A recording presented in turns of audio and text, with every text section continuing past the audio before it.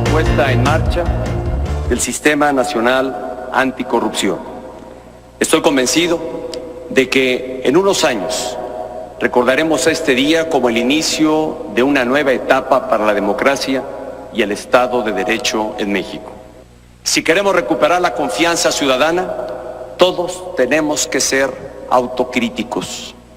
Tenemos que vernos en el espejo, empezando por el propio presidente de la República.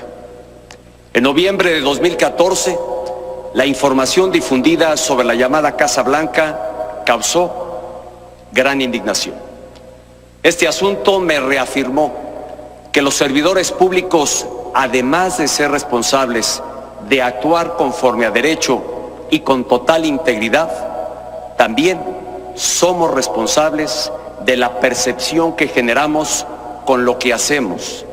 Y en esto reconozco que cometí un error. No obstante que me conduje conforme a la ley, este error afectó a mi familia, lastimó la investidura presidencial y dañó la confianza en el gobierno. En carne propia sentí la irritación de los mexicanos. La entiendo perfectamente. Por eso, con toda humildad, les pido perdón. Les reitero mi sincera y profunda disculpa por el agravio y la indignación que les causé.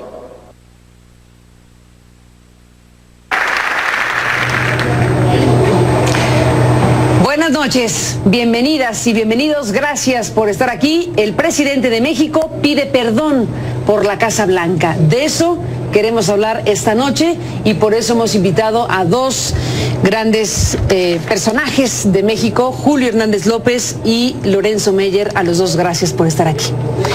El presidente de la República lanza esta frase. ¿Qué dices, Lorenzo Meyer? ¿Qué significado, qué alcance, qué representa? Muchas cosas, Carmen, pero antes de empezar el programa estábamos hablando de los antecedentes. Son muy pocos, yo creo que en el mundo, de que un presidente pida perdón. En el caso mexicano, bueno, algunos recuerdan, los muy jóvenes no, pero otros a López Portillo, pidiéndole perdón al final de su sexenio a los pobres de México, porque no les cumplió y le corrieron las lágrimas. Yo recuerdo que algunos muy identificados con el gobierno se sintieron ofendidísimos. Un presidente no llora en público. Pero luego, yéndonos un poco más atrás, me acordé de la renuncia de don Porfirio en mayo de 1911. ¿Qué carta, Lorenzo? Nos acabas de sorprender hace rato. Cuéntanos. Sí, esta carta que yo les leo mucho a mis alumnos tiene rápidamente, acepta que el pueblo mexicano una parte del pueblo mexicano se ha insurreccionado. Y luego en el siguiente párrafo, y lo voy a leer, dice textualmente: no conozco hecho alguno imputable a mí que motivara ese fenómeno social, el de la insurrección armada, pero permitiendo sin conceder que pueda ser un culpable inconsciente, esa posibilidad hace de mi persona la menos a propósito para raciocinar y decir sobre mi propia culpabilidad. Él también dice, pues, como el presidente actual, yo no hice nada malo, pero no me fijé en las consecuencias de esto. Entonces, don Porfirio va muy lejos en esto. Claro que no es nada más la Casa Blanca, sino es que ya tiene una insurrección. Una revolución en puerta. En puerta. Todavía no es revolución, es una insurrección, pero va para allá.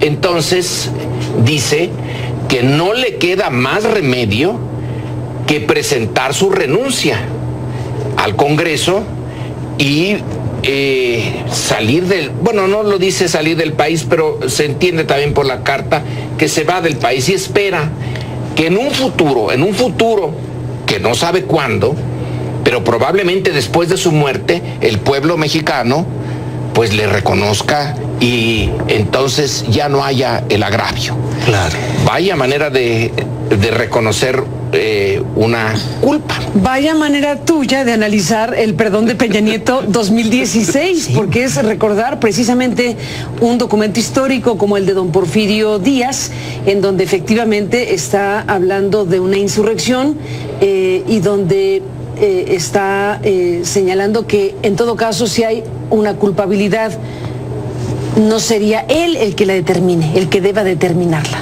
Sí, lo de hoy es un pre-Ipiranga. Es como una cosa previa al Ipiranga, o sea, en realidad es bastante caótica la construcción verbal y política de lo que hace Enrique Peña Nieto. Por principio de cuentas, no reconoce como error el hecho de un eventual tráfico de influencias, conflicto de intereses, acto ilegal, al recibir su esposa una propiedad inmobiliaria de manos de un contratista tan beneficiado como es el señor Hinojosa del Grupo IGA. Dando por buena toda la verdad oficial. Claro, por cierto. Claro, que en la mañana sin discutir, el limpiador oficial se estaba yendo, dejando rechinando de limpio el expediente de la Casa Blanca, que es Virgilio Andrade.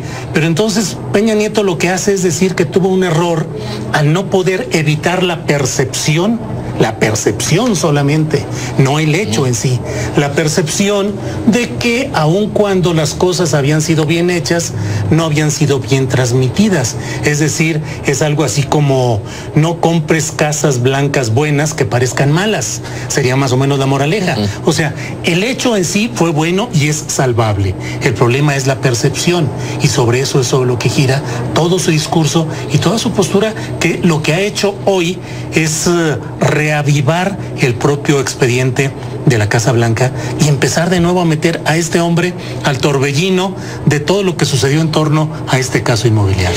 Bueno, algo grave debe estar pasando en México precisamente para que veamos cosas como esta. Evidentemente no es un asunto cualquiera.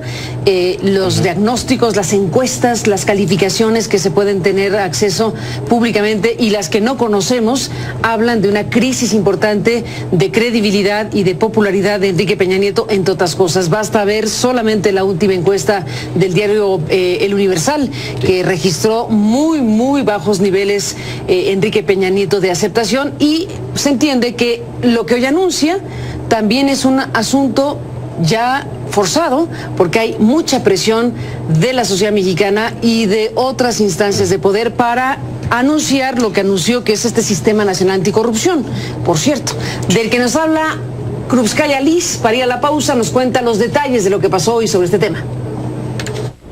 Algunos habitantes de la Ciudad de México ven con cautela la puesta en marcha del Sistema Nacional Anticorrupción. Habría que vigilar esa ley, habría que vigilarla y habría que ver qué tan amplia está, porque este país, mientras siga igual, no vamos a avanzar. El presidente Enrique Peña Nieto promulgó este lunes el primer paquete de leyes secundarias con las que se norma esta nueva estrategia para prevenir, han dicho, actos de corrupción dentro de la esfera pública y privada. Recordaremos este día. En el acto, el mandatario señaló que los funcionarios públicos deben de ejercer la autocrítica y se refirió a un tema que lo tocó en primera persona debido a los cuestionamientos por la compra realizada por su esposa, Angélica Rivera, de un inmueble a un contratista del gobierno y del cual fueron exculpados al no encontrarse, dijeron, conflicto de intereses. En noviembre de 2014, la información difundida sobre la llamada Casa Blanca causó gran indignación. Este asunto me reafirmó que los servidores públicos, además de ser responsables de actuar conforme a derecho y con total integridad, también somos responsables de la percepción que generamos con lo que hacemos. Y en esto reconozco que cometí un error. No obstante que me conduje conforme a la ley, este error afectó a mi familia, lastimó la investidura presidencial y dañó la confianza en el gobierno. No hay encuestas recientes sobre este asunto, pero según una del diario Reforma de febrero de 2015, 6 de cada 10 mexicanos consideraron entonces que la corrupción aumentó en 2 años y que los partidos, los altos funcionarios, así como el sistema judicial, son las instancias donde perciben una mayor corrupción. La Corporación Latino Barómetro indicó también en 2015 que más del 70% de los encuestados consideraba que se ha progresado poco y nada en reducir la corrupción en los 2 años anteriores. Transparencia Internacional, por su parte, en su reporte difundido en enero del 2016, ubica a México en el lugar 95 de entre 168 países en el índice de percepción de corrupción y el 11 entre 22 países de América Latina. Krupskaya Liz, CNN, Ciudad de México.